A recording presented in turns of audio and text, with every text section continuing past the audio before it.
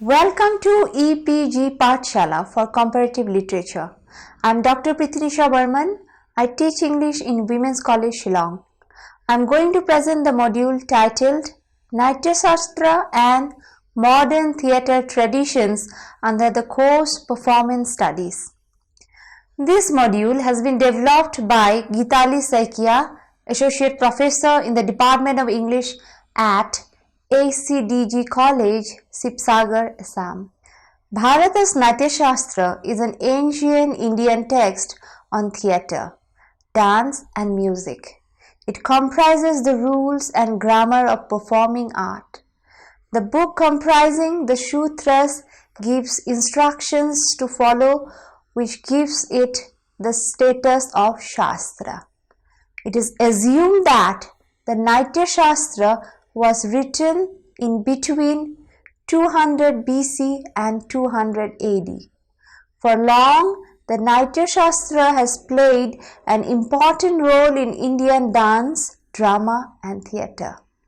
Modern Indian theatre forms after independence are also highly influenced by this treatise. The Natyashastra, an overview. Sage Bharata speaks about a myth of origin of theatre in India. According to the myth stated by Bharata in the beginning of the Natyashastra, the art of theatre and nritya were the acts of Lord Brahma, who was requested to give a fifth Veda, and these Veda would be understood by everyone who did not know Sanskrit, the Devu Vasha. Brahma called it Natya Veda, who taught the art to Bharata. Bharata then created the work in written form, which comprises the rules and directions of Nritya and Natya. Indian classical dance and drama forms depend on this manual. Even modern drama and various genres of dance are heavily influenced by Natyashastra. Natyashastra gives instructions on all the properties of a drama or dance, both physical and aesthetic aspects, including stage, theory of poetry, dialogue and voice, dance, gestures, music, makeup, costume, acting, technique, and style of dance and theatre criticism. In the first chapter of the Natyashastra, Bharata defines drama. In the second chapter, there is a detailed discussion on the arrangement of an auditorium, which is called Natshala, stage, Rangalaya and Rangapith. Discussion on Purvaranga, Nandi, Dhrubageet, that is playback song, and Prastavana, that is exposition, is found in chapter 5th. Thus, Sage Bharata gives detailed instructions on how different kinds of characters, king, ministers, citizens, women, lower class people, clown, would play their roles, how they would make gestures, body movements, and what type of body movements and emotions would be exposed while somebody is hurt. Even how a sage, a drunk, and insane would act are also instructed here. Bharata in detail discusses aesthetic pleasure or bliss of theatre. Thereby, the Natyashastra introduced the theory of bhava and rasa. It has a profound effect not only on the traditional art forms of India but also on modern dramatic works. Bhava means an emotional state or mood portrayed by the dancer actor. Rasa is called the soul of poetry or drama. Here I quote, "When we watch a drama or one-act play on the stage or on the screen, we enjoy it as a spectator. This sort of pleasure is termed as rasa, which in English language is translated as aesthetic pleasure, aesthetic enjoyment, aesthetic bliss, poetic pleasure, poetic relish, poetic delight, poetic delectation, etc." Unquote. And how this rasa can be achieved is dictated by Bharata. Here I quote, "Bhiva vanubhava vyabhichari samyogad rasa nishapati." Unquote. This is from Natyashastra chapter 6. It interprets that the rasa or aesthetic pleasure manifests itself when the sthayi bhava, that is, the emotion of a reader or a spectator, is correlated with the following three aspects expressed in a piece of creative literature. Number 1, excitant. Number 2, ensuing response. And number 3, transitory feelings or vyabhichari bhava. And all these three should be accumulated as one. According to Bharata, rasa emits out from sthayi bhava, that is, permanent emotions inherent in human mind. Here I quote, "Permanent emotion always inhere in dormant stage in all human minds as basic instincts, and fed by a number of minor feelings called transitory, accessory or auxiliary feelings. Permanent emotions are 8 in number, which are love, mirth, grief, anger, enthusiasm, fear, disgust, and surprise. Hence, rasa, taste or essence, refers to the sentiment that the bhava manifested by the actor should evoke in the audience. The rasas were originally 8 in number, but the post-Natyashastra tradition added a 9th one. Now the rasas are: number 1, the erotic or shringara; number 2, the comic haisya; 3, the pathetic karuna; 4, the furious, which means rudra; 5, the heroic veera; 6, the terrible vayanaka; 7, the odious bibhatsha; 8, the marvelous adbhuta; and 9th, the tranquil santa. According to this theory, one of these permanent sentiments should govern any good work of art. Any basic emotion which is presented in a creative work is called excitant. It is of 2 kinds.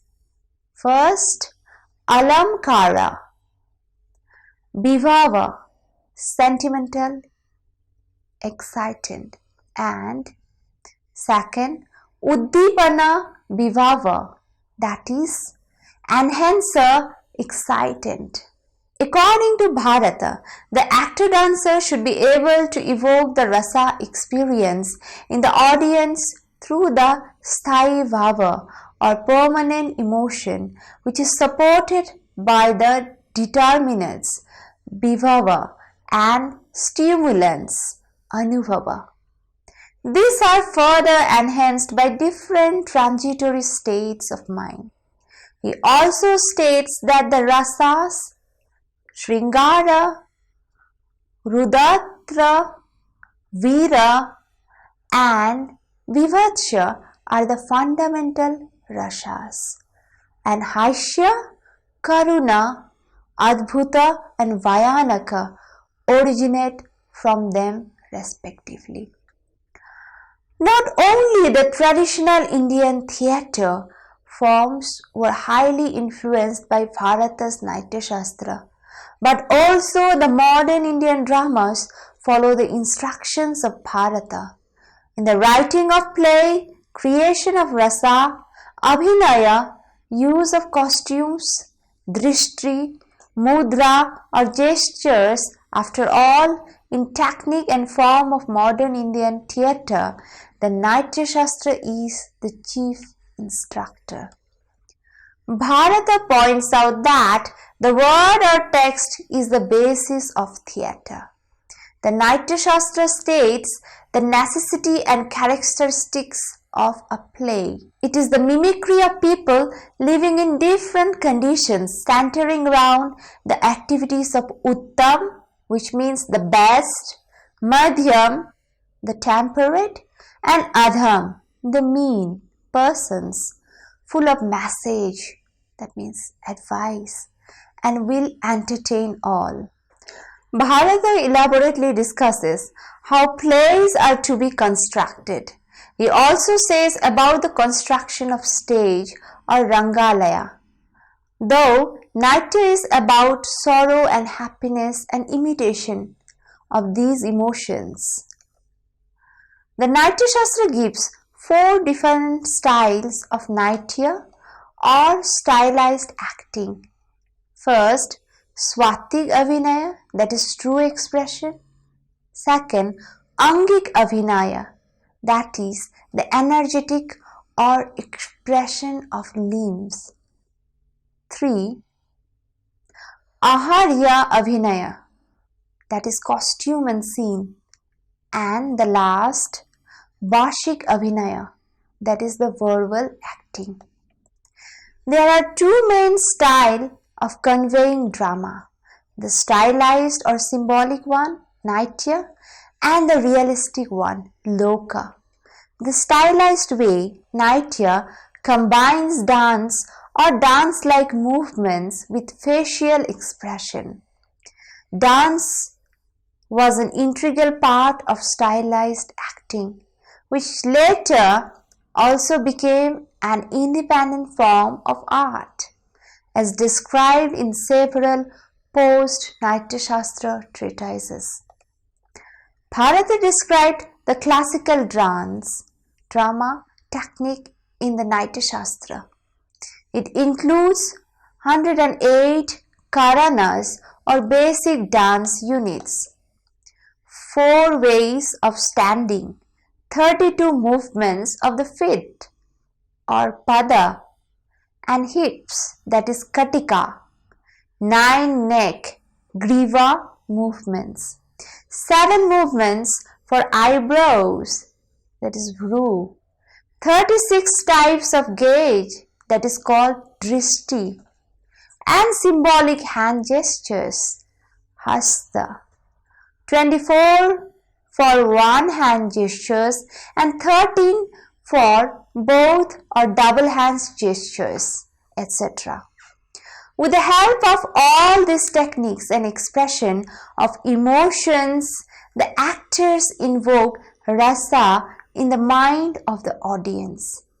Almost all Indian dance drama forms like Bharatnatyam, Kathakali, Kshatriya dance, Mohini Natyam, Odissi, Kuchipudi, etc. follow the technique stated above. These forms of dance drama become popular not only in their own birthplaces but also all over India. Now I'll be discussing on modern theatres in India. Modern India witnesses emergence of lots of theatrical experiments. There is a consensus among theatre pundits that there was a boom in Indian theatre around the 70s. This is the period that saw the consolidation of great theatre institutions and perfecting the art of playwriting by leading dramatists like Vijay Tendulkar, Girish Karnad, Chandrasekhar Kambar, Badal Sarkar, Kavalam Narayana Panikar, and several others. Leading actors like Habib Tanvir, Ibrahim Al-Khazi, G. Shankar Pillai, B.V. Karanth, and others succeeded in forging dominant theatrical idioms of post-independence India. The technical virtuosity of trained talents in different spheres of theatre no doubt led to streamlining of stage techniques and presentation. However, theatre is not just an aesthetic expression, the most social of all arts. It is also an unending dialogue with socio-historical forces. After the emergency, theatre could not remain just a reflection of Tuglovian dilemmas. It sought to recover the function of theatre as a socio-political intervention. This is what is expressed through experiments of street theatre of Safdar Hashmi and the form adopted by Kerala Shastra Sahitya Parishad and Badal Sarkar's third theatre. The same mood was reflected in the fact that the impact of Beckett gave way to that of Brecht around this time. The institutionalized aspect of the art of theatre appears to have given way to theatre as movement. Theatre has great impact on people in spite of the popularity of cable TV and cinema. H.S. Shivaprakash again comments, here I quote, "It is also a happy thing that in the age of cinema and cable TV, audiences have not altogether abandoned theatre. The above accent has left out the uneven story of professional theatre. In some parts, like in my own home state, Karnataka, it is surviving in some pockets as a pale shadow of the commercial cinema. In some other states like Maharashtra, professional theatre is interacting with elitist theatre, resulting in the most unusual vigor and popularity of theatre there. Professional theatre is doing well, more or less untouched by changes in institutional and movement theatre in states like Assam and Kerala. Another form of theatre is still very popular both in the country and the city. This is the traditional theatre of various hues. Kathakali in Kerala, Yakshagana in Karnataka, and Vavai in Gujarat are cases in point. Some of these have attained a state of perfection that enables us to call them classical. Some still remain open and are often in danger of being hijacked by the impact of commercial cinema. And then there are many forms of rural theatre, ritualistic theatre, and countless semi-theatrical folk and tribal performances still imbued with that pristine energy which more developed forms of theatre appear to have lost. Some of them have already found place in the new experimental theatre as folk forms." Unquote. Rabindranath Tagore was a sole dramatist who started creating modern drama during pre-independent India.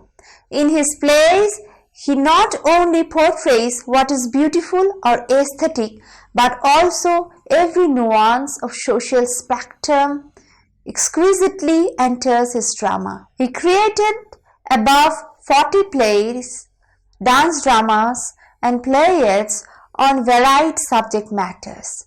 In his plays, he deals with socio-political and religious themes and nationalism. Tagore's prodigious dramatic career started with Raja or Rani, which means the king and the queen, which was written at the age of 28. He also wrote Visarjan, Biday Abhishap and Malini during this phase, but these are more of a lyric than drama. M.K. Naik comments, here I quote, thematically his plays fall into two broad groups, thesis plays and psychological dramas. In the first group may be included Sannyasi, The Cycle of Spring, Chitra, Malini, Sacrifice, Natir Puja and Red Oleanders. To the second belong The King and the Queen, Kacha and Devajani, Karna and Kunti, and The Mother's Prayer. Now I'll highlight on the impact of Natyashastra and the contemporary Indian theatre practice. Modern playwrights have started borrowing the concept of realistic form of drama from the West. Rabindranath Tagore, in his lyrico-dramatic compositions, tried to synthesize both Indian and Western concepts of drama. In the later decades of the 20th century, the dramatists were keen to experiment with themes, forms and techniques in order to innovate and to break the tradition. The modern Indian theatre, a product of colonial culture, felt an intense need to search for roots to counteract its violent dislocation from tradition. Directors like B.V. Karanth, K.N. Panikar and Ratan Thyam have had meaningful encounters with tradition and, with their work, have reversed the colonial course of contemporary theatre, putting it back on the track of the great Natyashastra tradition. It sounds paradoxical, but their theatre is both avant-garde in the context of conventional realistic theatre and part of the 2000-year-old Natyashastra tradition. Natyasastra's survival is strikingly marked in the art of the actor, in the use of music and dance, in realizing the performance text, in a whole set of conventions for treating time and space, and in overall design and structure of a performance. In the mid-50s, the noted director Habib Tanveer broke away from realistic theatre and started on a journey in search of roots. With his two productions, Mitti Ki Gari in 1954, a popular operatic version of the Sanskrit classic Mricha Katikam, which means the toy cart, and Agra Bazaar in 1954 itself, his own unconventional play on the life and poetic works of the popular 19th century Urdu poet Nazir of Agra. Tanveer brought music and poetry back to theatre and a traditional sense of gaiety and celebration. He continues to work with a group of brilliant folk performers synthesizing folk and modern theatrical traditions. Girish Karnad's famous Hayavadana, inspired by the Yakshagana of Karnataka, begins with a prayer, Jai Gajavadane, which means victory to Ganesha, the elephant-headed god, and his innovative and improvisatory production in 1972 by B.V. Karanth with music, mime and movements heralded the return of Lord Ganesha, the presiding deity of traditional theatre. With this event, as Awasthi and Shekhna would say, contemporary theatre began its encounter with tradition. Habib Tanveer also makes similar type of innovation by using music and poetry in his plays. Though modern Indian theatre traditions are influenced by the Natyashastra, their performing texts are very flexible. Modern Indian theatre tradition focuses on stylization. Stylization is the essence of the theatre of roots.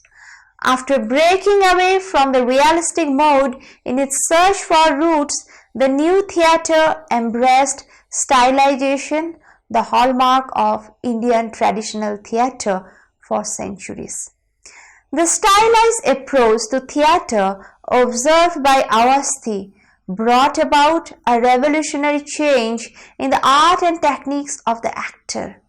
And in the entire process of performing the dramatic text into performance text, in the category of stylized productions using elements from folk and traditional forms, 4 productions can be mentioned representing the theatre of roots movement.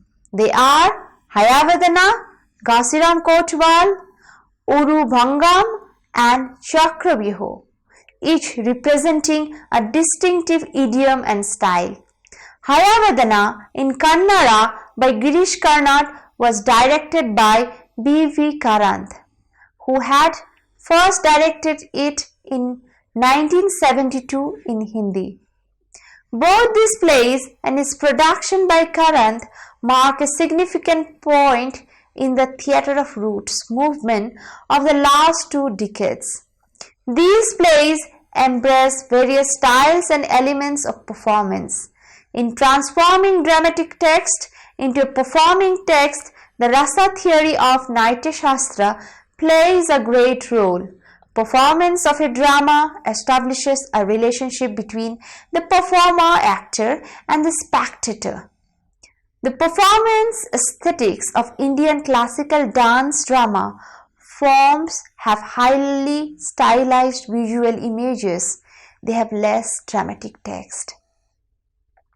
The productions like Chakravyuh, which means army formation, and Urubhangam by Ratan Thyam, of Madhyama Vyayoga and Karnavar by K.N. Panikar, Barnamban, Macbeth in Hindi, have collectively begun a new era in Indian theatre. Girish Karnad has made his plays distinctive and unique by using history, myth and folk tales in order to reveal and establish what R.N. Rai would mention as modern man's relationship with the past and tackle contemporary problems by placing a continuous parallel between antiquity and contemporaneity. He knows how best Indian stage techniques can be used for creating alienation effect.